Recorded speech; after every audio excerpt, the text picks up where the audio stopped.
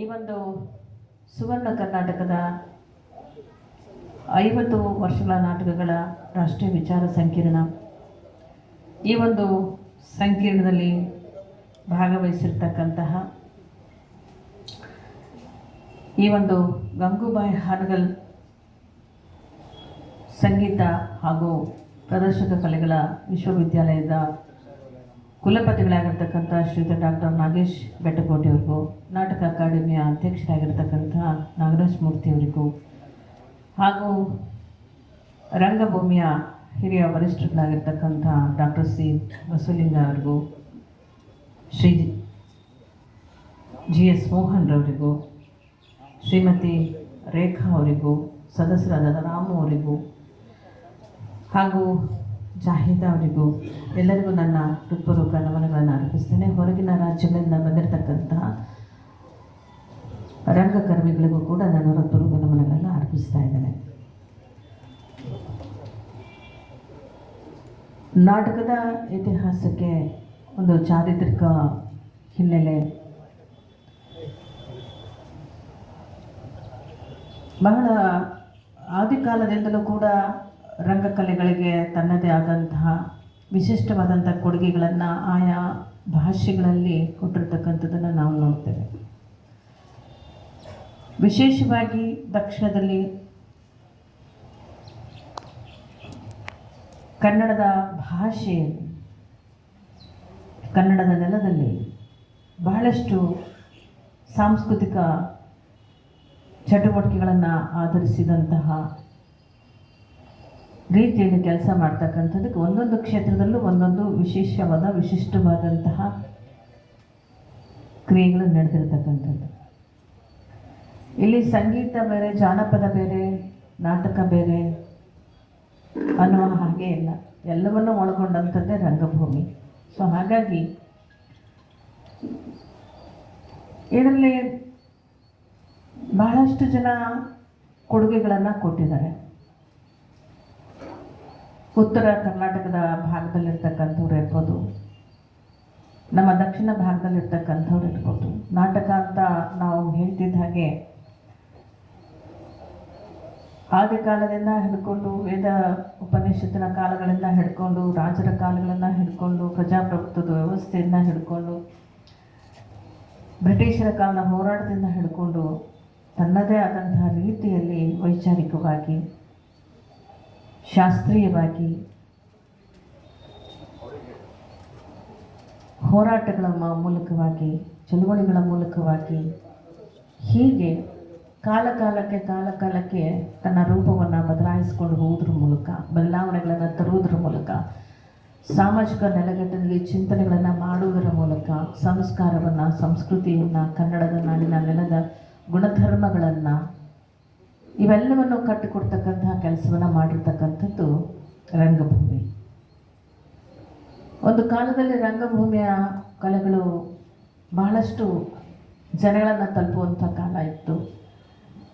ವಿದ್ಯುನ್ಮಾನ ಕಲೆಗಳೆಲ್ಲ ಬಂದ ನಂತರದಲ್ಲಿ ಒಂದು ಸವಾಲನ್ನು ಕೂಡ ನಾವು ಎದುರಿಸ್ತಾ ಹೋಗ್ತಾ ಇದ್ದೀವಿ. ಇದರ ಮಧ್ಯೆಯೂ ಕೂಡ ಕೃತಿಗಳನ್ನು ರಚನೆ ಮಾಡೋದು ಅಥವಾ ಕೃತಿಗಳನ್ನು ರಂಗಕ್ಕೆ ಇಳಿಸ್ತಕ್ಕಂಥದ್ದು, ಹೀಗೆ ಅನೇಕ ಕೆಲಸಗಳನ್ನು ಮಾಡಿರ್ತಕ್ಕಂಥದ್ದಕ್ಕೆ ಬಹುದೊಡ್ಡ ತನ್ನದೇ ಆದಂಥ ಇತಿಹಾಸ ಇದೆ. ಅದರ ಮೂಲಕವಾಗಿ ಈಗ ಭಾರತ ಮಟ್ಟದಲ್ಲಿ ಕೆಲಸ ಮಾಡಿರ್ತಕ್ಕಂಥವ್ರು, ಭಾರತೀಯ ಅನೇಕ ರಂಗಕರ್ಮಿಗಳಿಗೆ ಪರಿಚಯ ಇರ್ತಕ್ಕಂಥ ಬಹುದೊಡ್ಡ ರಂಗ ತಜ್ಞರಾದಂಥ ಬಸವಲಿಂಗ ಅವರ ಅಧ್ಯಕ್ಷತೆಯಲ್ಲಿ ವಿಚಾರ ಸಂಕಿರಣ ಆಗ್ತಿರ್ತಕ್ಕಂಥದ್ದು. ಮೋಹನ್ ಅವರ ರಂಗ ವಿಮರ್ಶಕರಾದ ಮೋಹನ್ ಅವರ ನೇತೃತ್ವದಲ್ಲಿ ವಿಚಾರ ಸಂಕಿರಣ ಆಗ್ತಿರ್ತಕ್ಕಂಥದ್ದು. ಇದು ಬಹಳ ಒಳ್ಳೆಯ ಕೆಲಸ. ನಾಗರಾಜ್ ಮೂರ್ತಿಯವರು ಅಧ್ಯಕ್ಷರಾಗಿ ಬಂದ ನಂತರದಲ್ಲಿ ಬಹಳ ತ್ವರಿತವಾಗಿ ತೀವ್ರಗತಿಯಲ್ಲಿ ಕೆಲಸಗಳನ್ನು ಮಾಡ್ತಕ್ಕಂಥದ್ದು ಮತ್ತು ಉಪಯುಕ್ತವಾದಂಥ ಕೆಲಸಗಳನ್ನು ಮಾಡ್ತಿದ್ದಾರೆ ಅಂತಕ್ಕಂಥದ್ದು ನನ್ನ ಒಂದು ಗಮನಿಸೋಕ್ಕೆ.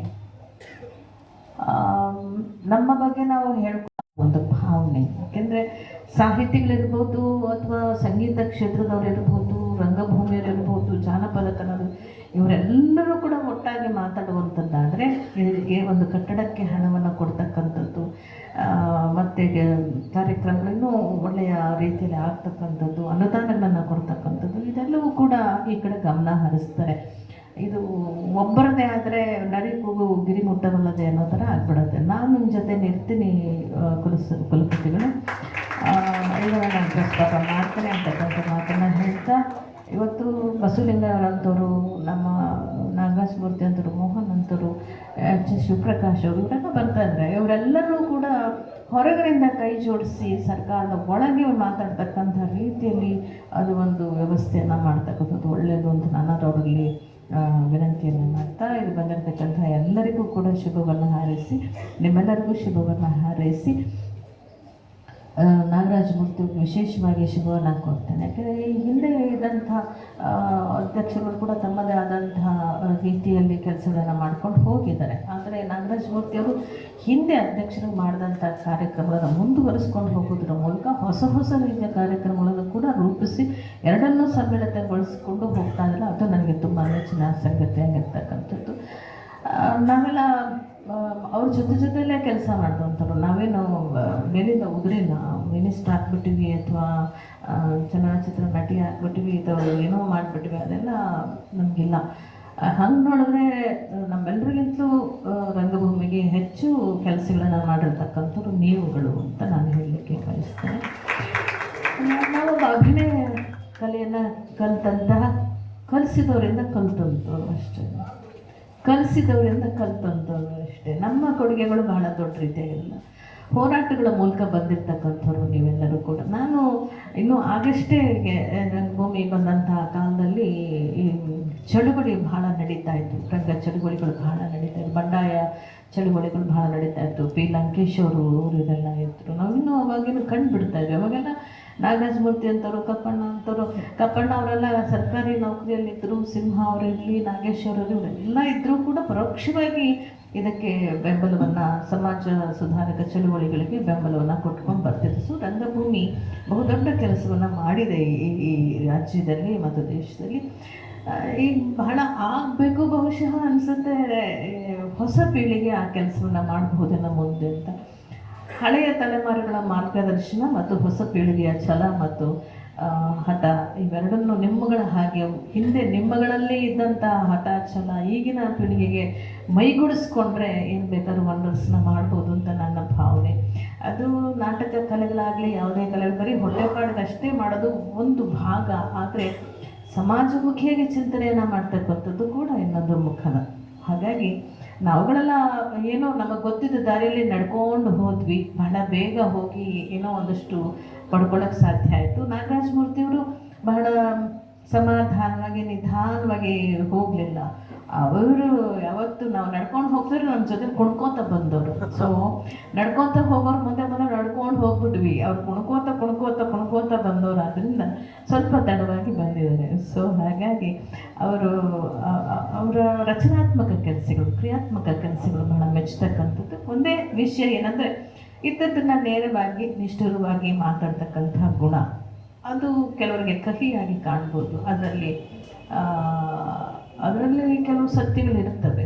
ಸೊ ಅದನ್ನು ಜೀರ್ಣಿಸ್ಕೊಂಡವ್ರಿಗೆ ಮಾತ್ರ ಅದು ಅರ್ಥ ಆಗ್ತದೆ ಅಂತ ನಾನು ಹೇಳಿ ನಿಮ್ಮೆಲ್ಲರಿಗೂ ಶುಭವನ್ನು ಹಾರೈಸಿ, ನಿಮ್ಮೆಲ್ಲರ ಜೊತೆ ಸದಾಕಾಲ ನಾನು ಇರ್ತೇನೆ. ನಿಮ್ಮಗಳ ಬೇಡಿಕೆಗಳು ಏನೇ ಇದ್ದರೂ ಸರ್ಕಾರಕ್ಕೆ ಮುಟ್ಟಿಸ್ತಕ್ಕಂಥ ಕೆಲಸವನ್ನು ನಾನು ಮಾಡ್ತೇನೆ ಅಂತಕ್ಕಂಥ ಮಾತನ್ನು ಹೇಳಿ ನನ್ನ ಮಾತು ವಿರಾಮ ನೀಡ್ತೇನೆ. ಇವತ್ತಿನ ಈ ವಿಚಾರ ಸಂಕಿರಣ ಯಶಸ್ವಿಯಾಗಲಿ, ಇದರಿಂದ ಒಳ್ಳೆಯ ಉಪಯುಕ್ತವಾದಂತಹ ವಿಚಾರಗಳು ಹೊರಬರಲಿ ಅಂತಕ್ಕಂಥ ಮಾತನ್ನು ನಾನು ಹೇಳಿ ನನ್ನ ಮಾತು ವಿರಾಮ ನೀಡ್ತೇನೆ. ನಮಸ್ಕಾರ.